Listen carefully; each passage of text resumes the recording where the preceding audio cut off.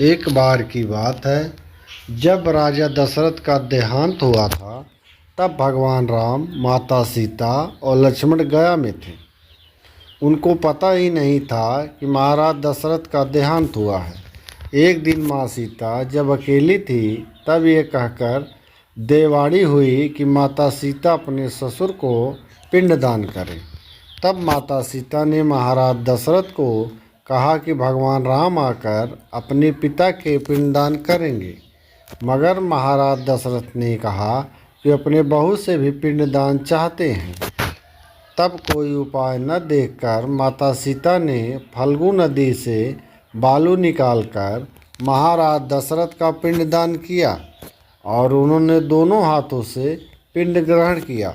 इसके कुछ देर बाद प्रभु राम और लक्ष्मण जी आ गए। तब उन्होंने सब कुछ बताया, मगर प्रभु श्री राम को उनकी बातों पर विश्वास नहीं हुआ कि उन्होंने पिताजी का पिंडदान किया है।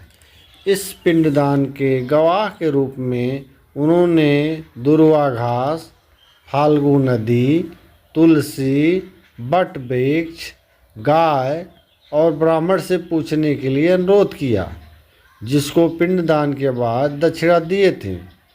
मगर भगवान राम के पूछने पर बट वृक्ष को छोड़कर बाकी सबकी गवाही गलत साबित हुई।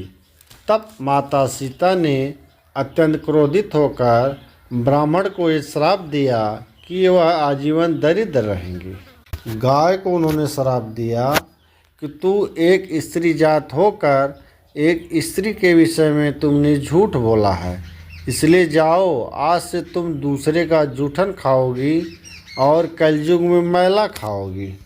दुर्वा घास को उन्होंने यह कहकर श्राप दिया कि जिस जीवा द्वारा उन्होंने माता सीता के विरुद्ध झूठी गवाही दी, वह जीवा पितृतर्पण के समय उखाड़ दी जाएगी। फाल्गु नदी को ये श्राप दिया कि वह नाम की नदी रहेगी, उसमें कभी पानी नहीं रहेगा। तुलसी को ये श्राप मिला कि कुत्ते उनके ऊपर मूत्र त्याग करेगा, बिना शुद्धि के वह देव कार्य में नहीं लगेगी। और एकमात्र सच्ची गवाही देने वाले बट वृक्ष को माता सीता ने यह कहकर आशीर्वाद दिया, उसके फल छोटे हो जाएंगे, जिससे कोई उसके नीचे आराम से बैठ सके।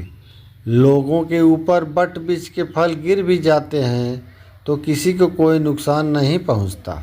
माँ सीता ने केवल ब्राह्मण, तुलसी, गाय, दुर्वा घास और फाल्गु नदी को ही श्राप दिए थे, जिसका दंश वो आज तक झेल रहे हैं।